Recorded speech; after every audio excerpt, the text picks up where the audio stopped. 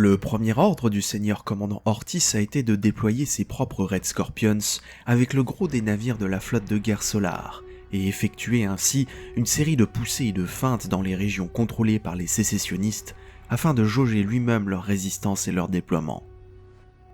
Cela devait aboutir à ce qui a été l'engagement naval le plus lourd de la guerre jusqu'à présent, l'indécise bataille de Silent Reach en 906 M41. Dans cet engagement, les escadrons de croiseurs des flottes du Maelstrom et des Lamenters ont affronté les navires de guerre du Segmentum Solar et des Red Scorpions dans l'espace vide et stérile entre les systèmes stellaires de Galen et du Deuil.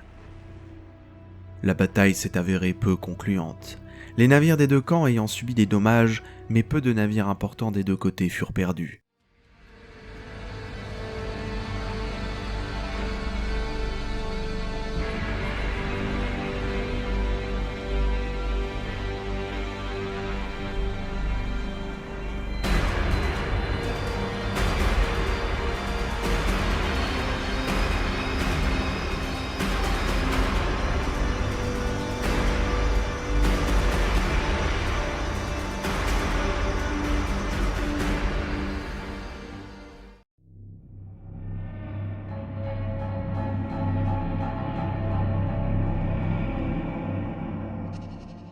Rétrospectivement, les analystes ont attribué cette situation à l'hypothèse selon laquelle, à ce stade, aucun des deux camps n'était prêt à sacrifier sa principale ligne de bataille pour assurer la victoire.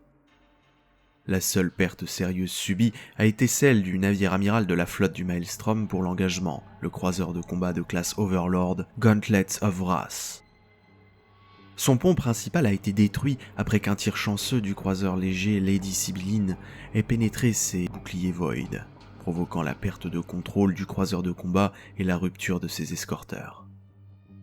Voyant cette erreur inattendue, plusieurs croiseurs de frappe des Red Scorpions se sont immédiatement précipités et malgré les vaillants efforts des équipages du Gauntlet of Wrath, ils ont rapidement abattu le vénérable navire de guerre dans un tir croisé à bout portant avant de l'achever par des raids, laissant au navire une coque éventrée et enflammée avant que ses alliés ne puissent le rallier pour le défendre. La flotte sécessionniste a rompu l'engagement en pénétrant dans le Warp peu de temps après, laissant les loyalistes revendiquer une victoire provisoire. Ce fut le plus grand des 12 combats qui eurent lieu en très peu de temps au cours de cette période, consistant à la fois en des combats spatiaux entre vaisseaux et en des batailles rangées sur des mondes frontaliers. Dans l'ensemble, les importantes forces loyalistes parvinrent rapidement à contenir l'avancée sécessionniste au début de 906 M41. Surtout après que les Marines Errant et les Firehawks furent lavés de tout soupçon d'être des hérétiques ou des séditieux et ont ajouté leurs forces restantes à l'ordre de bataille des loyalistes. Mais malgré cette résistance étonnamment forte, ils n'ont pas pu réaliser de gains significatifs. Le seigneur commandant Ortis, en poursuivant une stratégie d'attaque sur un large front, avait espéré révéler une faiblesse chez un ennemi qu'il savait devoir être dos au mur. Mais remarquablement, aucune faiblesse de ce type n'est apparue. Ainsi, la stratégie des loyalistes changea. L'avancée sécessionniste était effectivement contenue. Le plan d'attaque suivant du commandeur Ortis fut de mener une série de raids importants sur le système de Viania, ayant déterminé que celui-ci était la cible contre laquelle la plus grande pression pouvait être exercée sur l'ennemi. Viania était un monde important et servait de porte d'entrée le long de l'une des routes secondaires du Warp autour du Maelstrom, alors que les analyses et les sources de renseignements Auspex avaient qualifié ses défenses et sa garnison de plus faibles que le système de Sagan fortement renforcé.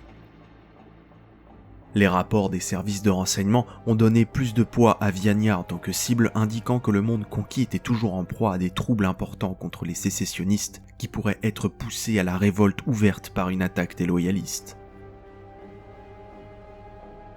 Tandis que le contingent des Firehawks et des Raptors nouvellement arrivés menait des opérations de patrouille et d'escorte, les forces de frappe étaient tirées des Red Scorpions.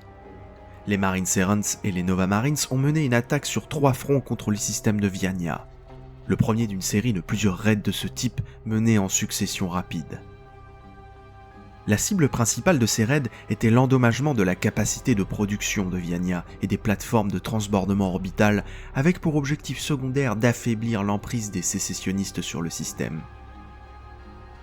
Dans la série de batailles qui ont suivi, les loyalistes Space Marines ont affronté pour la première fois en guerre ouverte les forces de défense planétaire du secteur de Badab, réformées et réorganisées de la Légion du Tyran. La résistance de ces forces avait été largement sous-estimée, et en conséquence, les groupes de frappe loyalistes ont été largement empêchés d'atteindre nombre de leurs objectifs lors de ce premier raid, une seule des 4 plateformes orbitales ayant été mise hors service. En outre, si les complexes manufacturiers de Viania ont subi quelques dommages, la production n'a pas été affectée outre mesure, ni de manière significative. Les données interceptées sur le réseau Vox de commandement de Viania ont cependant révélé que le prix de la résistance était élevé pour la Légion du Tyran, les loyalistes ayant infligé un taux de mortalité estimé à plus de 178 contre 1 aux auxiliaires humains qui défendaient le système. Ce qui veut dire que pour chaque perte loyaliste, 178 sécessionnistes étaient morts. Le dernier des raids de Viania en 906 M41 s'est avéré particulièrement sanglant pour la Légion du Tyran. Les forces des Red Scorpions ont mené des attaques directement dans la ruche industrielle de Kaelian, dans le but précis d'infliger des pertes massives aux défenseurs humains et mettre la main sur leurs maîtres Space Marines des Astral Claws lorsqu'ils se trouvaient dans leur rang. Le contrôle sécessionniste de Viania s'est cependant maintenu malgré les attaques. Et peu après, en 906 M41 toujours, d'autres mauvaises nouvelles sont parvenues aux loyalistes. Tout d'abord, plusieurs convois militaires dans leur ligne de ravitaillement arrière du secteur de Carthago avaient été attaqués et dispersés par un navire de guerre inconnu, qui s'est révélé être plus tard le Night Hag du chapitre des Executioners. L'autre nouvelle concernait le sort de Cerngrad. Ces seigneurs de guerre refusaient de s'agenouiller devant le tyran, et leur défense avait tenu bon face à la flotte sécessionniste. Mais Cerngrad avait en partie succombé à cause de la trahison intérieure, et les forces du Rhône contrôlaient désormais ses citadelles nord, tandis que les citadelles sud tenaient à peine le coup. Cerngrad était trop profondément situé en territoire ennemi pour monter une opération de secours efficace. Et la perspective d'un monde forteresse antique entièrement sous le contrôle des sécessionnistes était une sinistre perspective pour les loyalistes comme futur siège. La guerre étant dans un cul-de-sac, ce sont les sécessionnistes qui, de manière inattendue, sont sortis de l'impasse avec une proposition remarquable. Huron envoya personnellement des émissaires auprès des loyalistes, offrant un cessez-le-feu temporaire et un pourparler honorable avec le commandant loyaliste Ortis, afin d'éviter de nouvelles effusions de sang entre ceux qui devaient être des frères loyaux, comme le disait son ambassadeur. Malgré les fortes objections du légat inquisiteur Freyne, Ortis accepta la réunion, se fiant à la parole de Huron en tant que maître de chapitre de maintenir la trêve. Mais Ortis a également avoué son intention de rester ferme dans sa détermination à exécuter le jugement des hauts seigneurs de Terra. Des dispositions ont été prises pour un contact face à face entre le tyran et le Magister Minitum sur une station de transmission abandonnée en orbite autour d'une géante gazeuse nommée Shedin. Ce qui devait se passer ensuite reste un point de discorde et une énigme tenace jusqu'à ce jour, et une grande partie des détails du conte suivant est reconstituée à partir de documents endommagés et récupérés. La station elle-même, autrefois un dépôt de ravitaillement naval construit dans une masse d'astéroïdes, et abandonnée en raison de l'activité des éruptions solaires quelques siècles auparavant, maintenait une atmosphère résiduelle, mais était autrement morte. Chaque chef et sa garde d'honneur ont été déposés sur l'astéroïde par un Thunderhawk, leurs croiseurs d'attaque respectifs s'éloignant hors de portée des armes. Les deux parties se sont rencontrées au cœur de la station désaffectée. D'après les documents retrouvés par la suite, il est clair que les choses sont immédiatement devenues instables et acrimonieuses. Huron agissait et parlait comme si c'était Ortis et ceux qui se tenaient à ses côtés, et non Huron et les sécessionnistes, qui avaient enfreint la loi impériale. Présent dans le parti de Huron, le maître de chapitre Sartak des Mantis Warriors a rapidement accusé le chapitre des Firehawks d'avoir perpétré des crimes génocidaires gratuits contre des populations civiles fidèles à l'Imperium, exigeant que leur maître Lazaerek soit jugé par la justice militaire pour ces crimes. Huron lui-même, d'humeur impérieuse, a entamé une diatribe déchaînée contre ses ennemis et leurs apparences d'inimitié et d'insultes, allant jusqu'à suggérer qu'Ortis lui-même devrait se prosterner devant lui et combattre sous la bannière du tyran contre ceux qui transformeraient les Astartes en, je cite, pas plus que des esclaves lèche-bottes à leur propre cupidité mesquine. Ortis, pour sa part, a tenu bon et a réitéré l'autorité du légat et le droit inattaquable d'assignation. Les discussions devenant houleuses, un ajournement fut demandé et les deux parties se retirèrent dans des compartiments séparés de la station pour discuter avec leurs compagnons.